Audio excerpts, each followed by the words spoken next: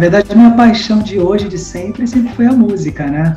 A música sempre esteve envolvida, fez parte da minha formação enquanto ser humano, então desde criança, envolvida em atividades artísticas, depois musicais, propriamente dita, e ela sempre me acompanhou, aonde quer que eu fosse, eu estou sempre envolvido com música, ainda que, claro, inicialmente você não está envolvido do ponto de vista profissional, mas eu estou sempre ligado, seja ouvindo, seja produzindo com os amigos, sons, participando de bandas, então a música sempre foi e eu tenho a impressão que vai continuar sendo a minha grande paixão.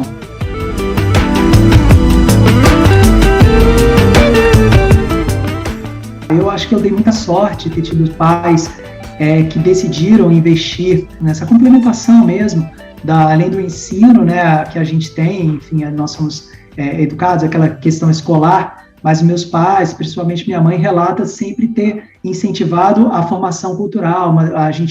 Nós somos 3 irmãos, então a gente ter também, além da formação básica educacional, a gente também tem uma complementação, seja com idiomas, então com a questão também esportiva, com a questão do ponto de vista musical, artístico musical. Então, desde que eu me entendo por gente, eu estou sempre envolvido, tanto com questões esportivas, com questões musicais. E aí você faz, né, aquelas escolas... eu fui aluno da escola de música, a famosa escola de música em Brasília, né, celeiro aí de tantos artistas.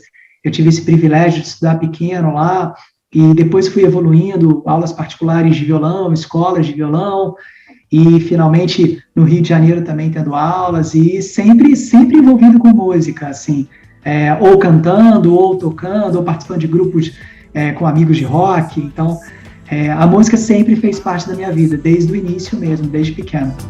Seus olhos, meus olhos.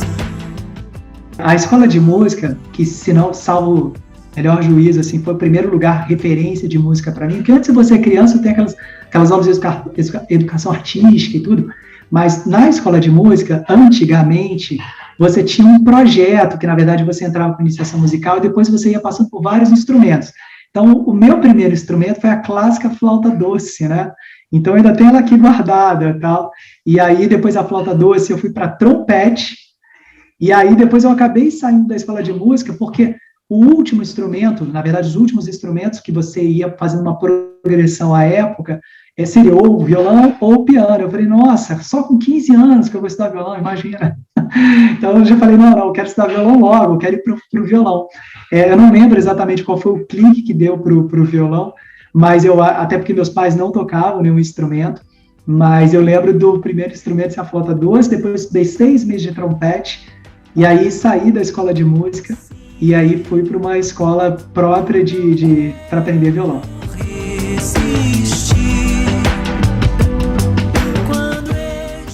Eu acho que tudo bem começou, tem uma influência musical em casa, como eu disse, né, assim, não só de incentivar a fazer esses cursos, eu tive esse privilégio, mas também em casa se ouvia muita música. Meu pai, principalmente, ouvia muita música clássica, muito jazz, e ganhava muitos presentes de discos de MPB, embora não fosse muito a praia dele, mas eu ouvia muito.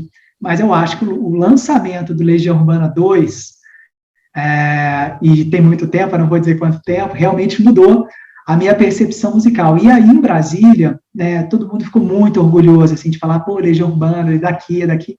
E aí, isso incentivou muita gente, inclusive, a querer começar a tocar violão, e eu acho que eu estava já nessa onda de tocar violão, e eu acho que aí começou a minha vontade de me apresentar. Assim, na verdade, não é só uma questão de se apresentar, é uma questão de mostrar o som, né, para os amigos e tudo. Tem as rodinhas de violão, então isso houve uma fase muito interessante disso.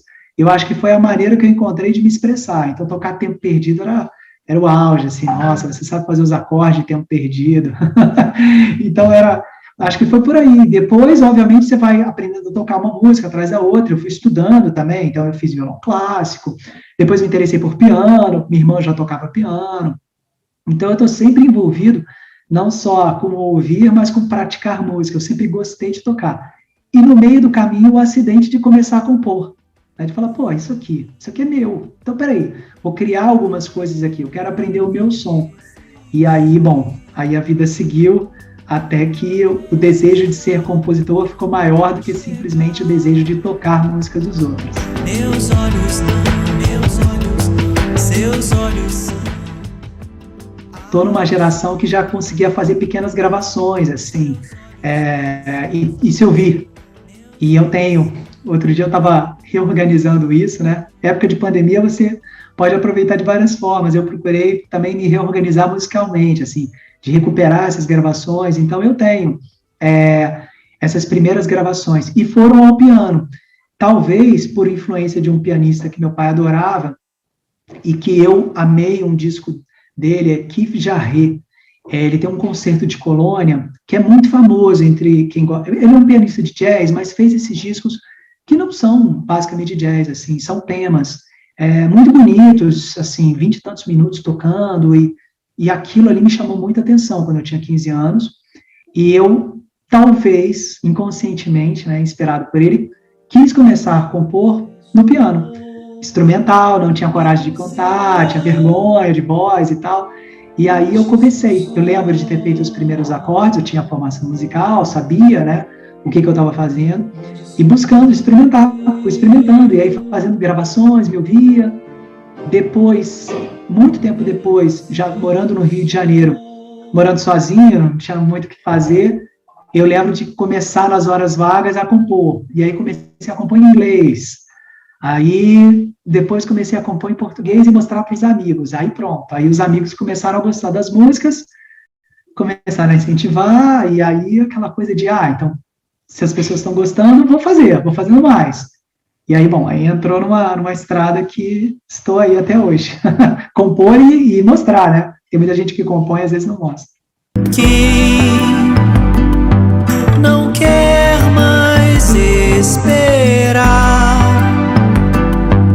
o grande amor chegar, não seja assim. Até o fim, vale tentar.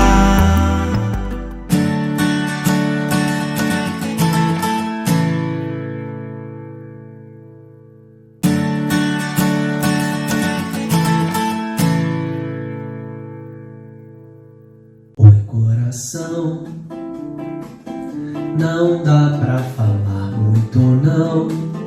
Espera passar o avião.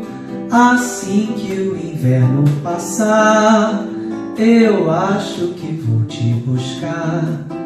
Aqui tá fazendo calor, meu paninho ventilador. Já tem fliperama em Macau, tomei a costeira em Belém do Pará. Puseram usina no mar, talvez fique ruim pra pescar, meu amor. Eu tive sorte de ter tido amigos que incentivaram. Assim, eu mostrei as minhas primeiras músicas, eu cheguei muito novo aqui no Rio de Janeiro, tinha 17 anos, e os primeiros amigos que eu mostrei gostaram muito. Um deles, inclusive, hoje, é guitarrista da Paula Toller, o Gustavo Camardella, assim, grande amigo de início de faculdade, assim, quando todo mundo estava começando eu acho que eu toco bem, mas aí você viu o Gustavo Camardella tocando, você fala, não, eu não toco bem, o Gustavo toca muito melhor. Então, houve também esse reconhecimento, esse encontro de alguns poucos amigos e fala, pô, legal, gostei dessa música, de quem é? Eu falei, minha, sério? Você compõe? Componho, que legal, vamos tocar junto.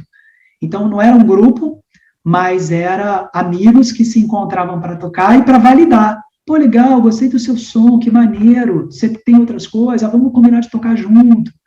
Então, ter esse tipo de recepção afetuosa, né, de validação, de que, olha, o que você faz é legal, não é ruim, não. Eu falei, que bom. Então, eu acho que isso também incentiva, né, as pessoas começam a te dar força para aquilo. Aí você, bom, será que é só amigo? Porque quando mãe e pai fazem isso, você meio que não dá crédito, né, mas quando você tem amigos que são super críticos, que falam assim, não, isso é legal, isso é bacana, isso aí que você está fazendo é legal, aí você, então, vou continuar seguindo nisso. Estou me sentindo tão só. Depois de um certo tempo aqui no Rio, hoje eu brinco, é a minha primeira temporada, eu voltei a Brasília. E em Brasília, eu coloquei a música à prova, assim, aí eu fui estudar melhor, fui estudar canto, foi me aprofundar no estudo de música mesmo, de harmonia, que era uma coisa que eu sabia que eu precisava melhorar, me apresentar, né? Porque também é uma coisa, você tem suas músicas, mostra seus amigos, mas como é que é tocar para um público completamente desconhecido? E Brasília tem uma coisa muito legal, que tem muitos bares, então foi muito interessante, foi uma escola de você tocar noite atrás de noite nesses lugares, e conciliando com faculdade, com estágio, uma loucura, mas eu acho que me deu muita experiência para tocar na noite é uma experiência, uma escola muito interessante, assim, e foi muito produtiva. Só que, no meio do caminho, Brasília é um cenário de muito rock. Apesar de nós termos os bares e os músicos tocarem muito bem MPB, e os vários estilos ali, os vários cantores de MPB, a gente sabe que pulsa em Brasília muito rock, né? Até pelo nosso DNA, dessas bandas maravilhosas que saíram de lá. E nessa história toda, reencontrei um grande amigo de escola, baterista, o Hugo, o Leonardo, e a gente, cara, vamos montar uma banda, vamos montar uma banda. Como eu tenho essa veia compositora, e o Hugo também tinha, nós dois começamos a compor no estilo de rock. O Hugo sempre teve samba rock, sempre foi muito a praia dele. E aí eu tive que fazer uma adaptação, assim, de estilo, né? Falei, agora é compor para rock. E tudo bem, eu comecei a compor, fizemos uma música chamada Maioridade, que ela é bem interessante, assim, bem pós-adolescência. Um dia a gente passa dos 30 e convence mais de 30 milhões a mudarem o país. E aí, pau sentava, assim, pau cantava. E aí, mais dois amigos, começamos a ensaiar, numa época de festivais, e tinha esse festival Skol Rock, e eu lembro, foi tão engraçado, porque a gente mandou despretensiosamente a fita, se não me engano, ainda era fita cassete, mandamos. Eu lembro que eu estava já envolvido, na época, trabalhando com uma locadora, com os amigos, mil coisas, fazendo mil coisas sempre. E aí eu lembro de ter recebido a ligação da produtora, e ela falou, oi, tudo bem, você é o Fabrício? Eu falei, olha, eu sou fulana, aqui da organização, do Skol Rock, eu gostaria eu queria te comunicar, que vocês foram selecionados. Aí eu, oi? Oi, a gente tinha um mês de banda, assim, formal, ensaiava uma vez por semana, era uma confusão os ensaios e tal, a gente tinha algumas músicas nossas, fazia covers e tal, mas que foi muito engraçado, porque eu recebi a ligação, não esperava, falei, só um instantinho, por favor. Aí tirei o telefone, dei um berro na loja, falei, pois não. Agora eu posso falar.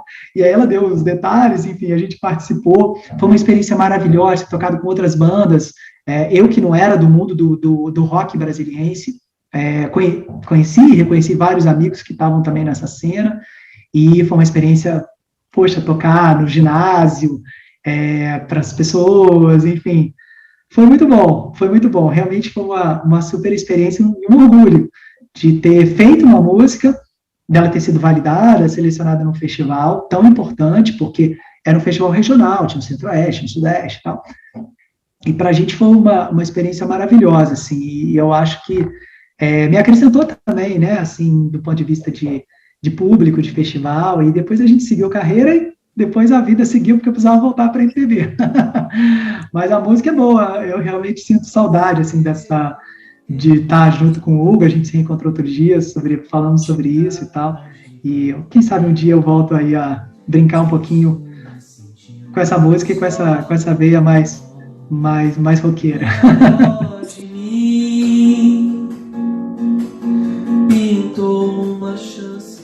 Acho que dois momentos foram muito interessantes, assim, nessa jornada, né?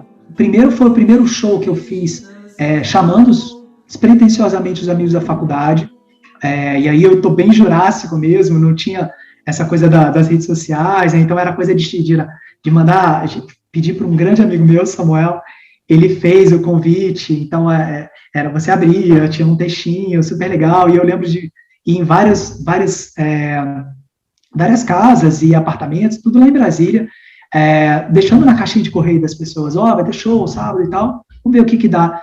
E apareceu muita gente, o bar ficou lotado, que era um bar grande, assim, Estação 109, era super famoso na época, e deram 400 pessoas, assim, eu falei, caramba, né, nem eu estava esperando tanta gente, e essa foi uma experiência marcante, assim, de que que bom que as pessoas realmente gostam daquilo que eu faço, porque às vezes a gente está tocando, tem os amigos, a faculdade, aquelas zoeira toda, e foi uma noite muito especial, porque foi uma noite que todos os meus amigos de faculdade foram aparecer, os amigos dos meus pais, aquela conversa toda, e não teve tanto público estranho assim, porque obviamente não teve uma divulgação, meu nome nem era tão conhecido, mas foi esse carinho, assim, das pessoas terem vindo, me marcou profundamente, e teve um registro fotográfico da época, então é muito legal ver as pessoas, meus amigos de faculdade, naquela época, todo mundo celebrando um evento. Esse foi o primeiro. E o segundo que eu quero destacar é numa casa chamada Feitiço Mineiro, eu ainda não sei se depois da pandemia, se ela continua existindo, mas também um lugar muito tradicional em Brasília, onde os músicos se apresentavam, músicos muito bons, assim, reconhecidos nacionalmente, se apresentavam nessa casa, era uma das casas mais famosas de Brasília, de música popular brasileira, e nessa casa foi o lugar que eu escolhi para fazer o último show antes de vir para o Rio, antes de vir morar no Rio, e também, aí já um pouco mais organizado, também lotação máxima, gente do lado de fora, gente sem mesa, querendo sentar, e foi muito legal, porque foi a minha despedida de Brasília, e eu guardo também com muito carinho, assim, não só o início, né, quanto a despedida da cidade, onde, afinal de contas, foi onde eu nasci, onde eu morei, onde eu fiz vivi boa parte da minha vida, fiz toda a minha formação acadêmica, profissional, fiz lá, então eu guardo com muito carinho esses dois momentos, o início e essa despedida, que foi um show muito bonito, assim, muito, muito bem feito e emocionante. E onde eu já mostrava minhas músicas, né, também teve isso, muito, muito legal. Estou me sentindo um giló, eu tenho tesão no mar. Assim que o inverno passar, bateu a saudade de ti. Tô a fim de encarar o siri, com a bênção do nosso Senhor, o sol nunca mais vai se pôr.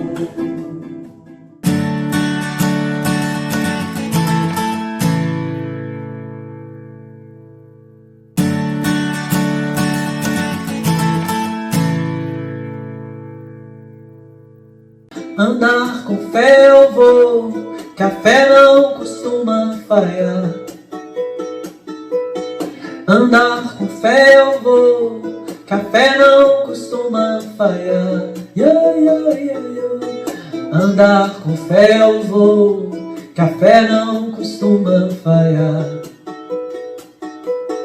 Andar com fé eu vou, que a fé não costuma falhar. Que a fé tá na mulher.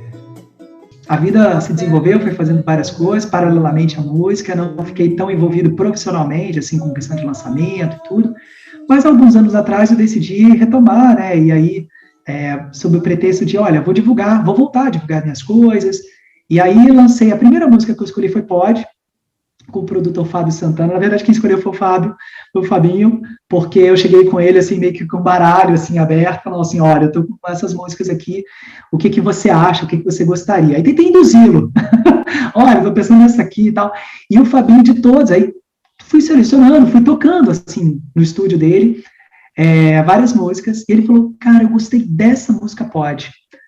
Eu falei, sério? Falei, nem era das minhas... que eu não começaria, né, com as músicas que eu tinha, que eu gostaria de gravar, eu não começaria com ela. E ele falou, não, cara, eu acho que essa música, ela é muito especial. Eu falei, tá bom, não vou dizer que a minha música não é boa, né? Eu falei, então vamos gravar. E aí gravamos. É uma versão lindíssima, a percussão do Neto, a produção do Fabinho Santana, o Pedro Thier também participou, são músicos maravilhosos aqui do Rio.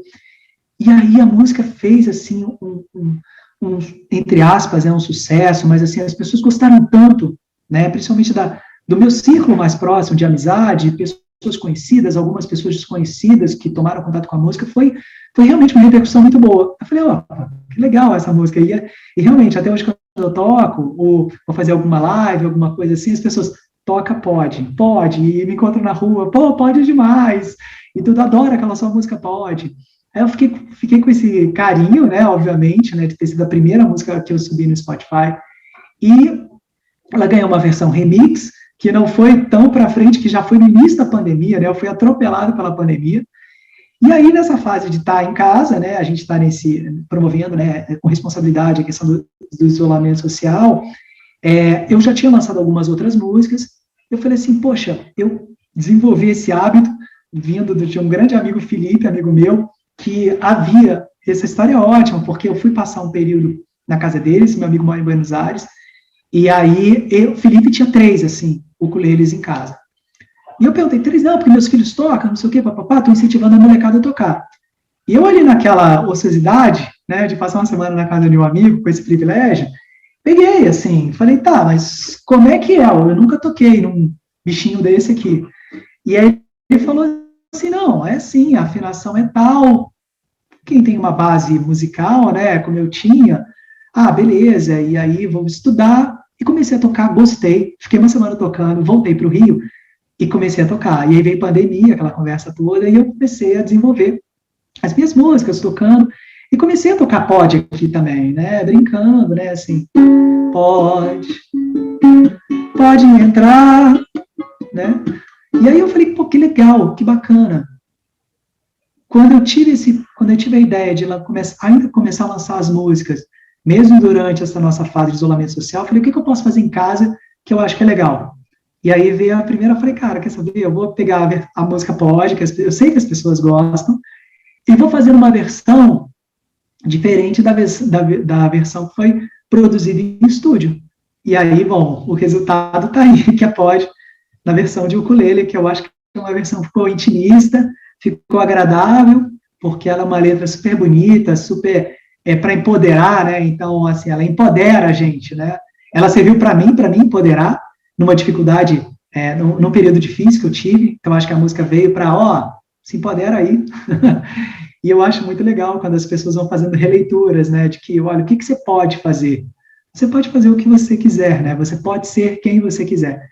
Então, essa releitura também traz esse vigor, que eu acho no momento que a gente está passando é tão importante, né? Você saber que você pode fazer o que você quiser, né? Enfim, você tem a liberdade e deve exercer com plenitude, com responsabilidade, essa sua liberdade. Então, pode, né?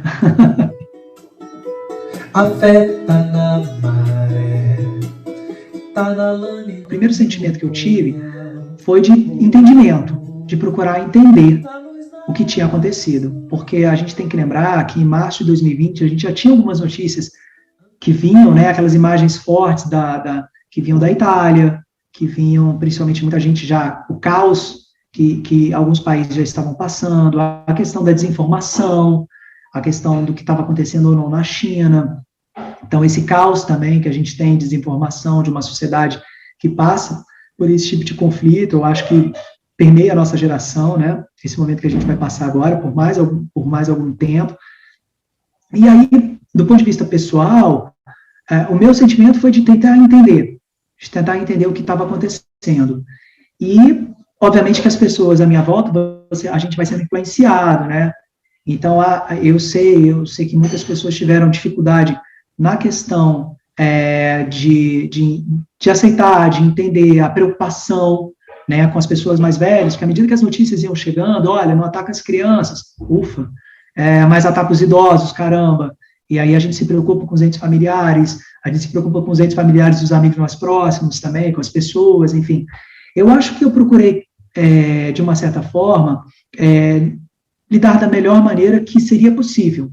Então, é claro, respeitar o isolamento social, mas, ao mesmo tempo, entender que era preciso também haver uma preocupação com a saúde mental, porque também não adiantaria, né, em casa, a gente não foi preparado para fazer comida em casa, né, a gente precisa ir à rua, precisa comprar as coisas, o que você vai abrir mão, o que você não vai abrir mão. Então, de uma certa forma, assim, o que eu procurei fazer foi tentar entender o momento, respeitar e saber o que eu podia fazer para manter as boas práticas, apesar de nós não sermos incentivados para isso, né, então isso também é uma questão complicadíssima, mas eu procurei me manter, de uma certa forma, muito mais isolado em casa e de tentar entender onde é que eu poderia flexibilizar isso em nome de uma saúde mental. Né? Não estou falando de promover aglomerações ou de achar que não estava acontecendo nada, mas o que era importante para mim? Olha, importante para mim era manter uma atividade física. Que horas eu poderia manter de forma a não promover aglomeração ou incentivar contato. Então, no início foi isso e depois procurar também me informar, buscar os canais e as pessoas de referência. Isso para mim também foi muito importante, assim, evitar essa desinformação. Não, eu vou buscar pessoas que realmente sejam comprometidas com a questão científica, com as informações, então muito podcast. Eu acho que esse foi o jeito que eu procurei, de uma certa forma, lidar, e é o jeito que eu estou lidando até hoje, né?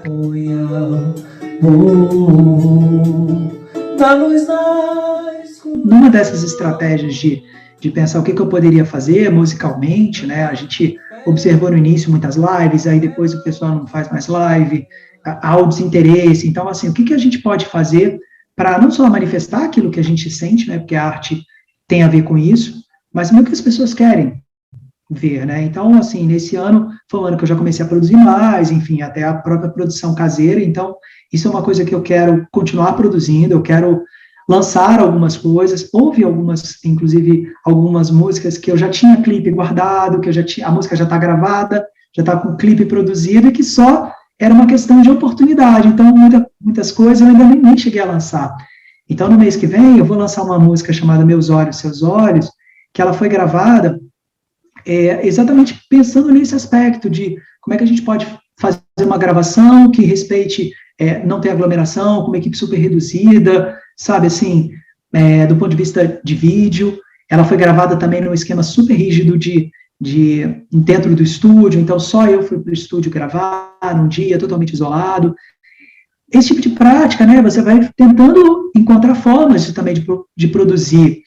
E eu estou super animado com ela, assim, eu acho que vai ser uma música que as pessoas vão gostar muito, até pelo carinho na produção musical, na produção visual, que a Andrea, que é minha grande amiga, diretora, que eu acho um espetáculo, assim, de talento.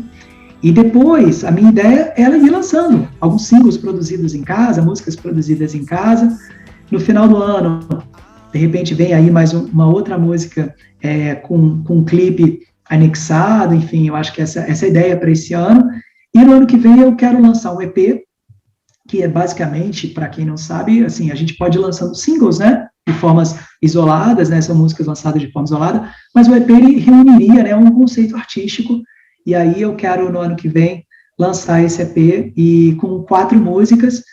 Já pensei no nome, já defini as músicas, e espero que as pessoas gostem, né, o nome que eu escolhi foi As Canções que eu Fiz para Elas. São 4 músicas que eu fiz para mulheres que me inspiraram durante a minha vida, e que eu acho que são importantes, assim, são pessoas que, de uma certa forma, fizeram parte do meu crescimento pessoal, enfim, e aí eu decidi fazer um EP em homenagem a elas, as canções que eu fiz para elas. Então, 4 músicas aí, ano que vem, gravadas em estúdio, e eu acho que vai ficar bonito, vai ficar bonito. Sim.